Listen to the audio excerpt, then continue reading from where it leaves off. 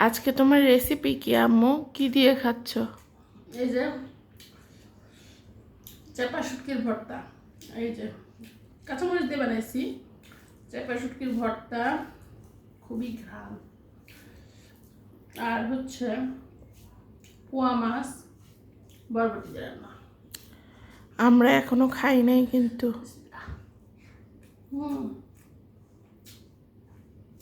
খাবা আগে, মা খায়নি। সব সময় তো তুমিই আগে খাও। দেখো না, মার জন্য মানুষের মারে কি করে। কিন্তু মারাই তো সন্তানের জন্য বেশি করে।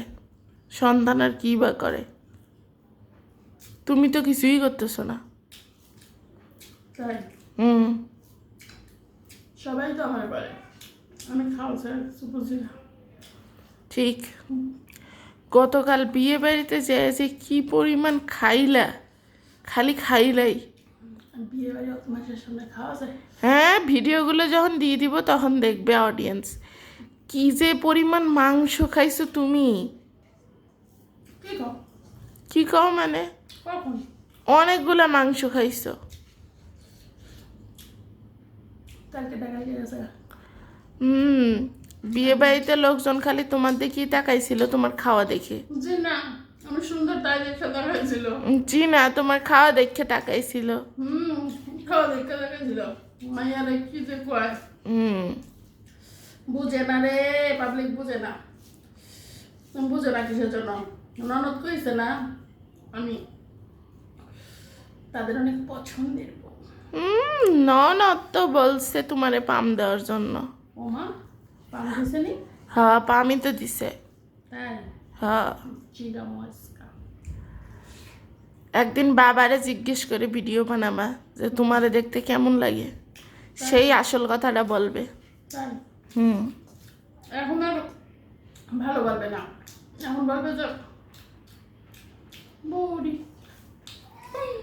তাহলে আপনারা বলেন ওরকম।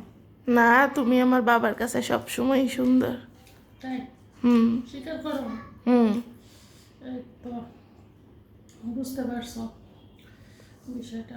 তবে তরকারিটা অনেক মজা হয়েছে। এই যে আর কড়াইতে ভাত খাওয়ার মজাই কিন্তু আলাদা। শুনেন, ফুটানি মার্কা গল্প মায়েরা ঘুমলাম না।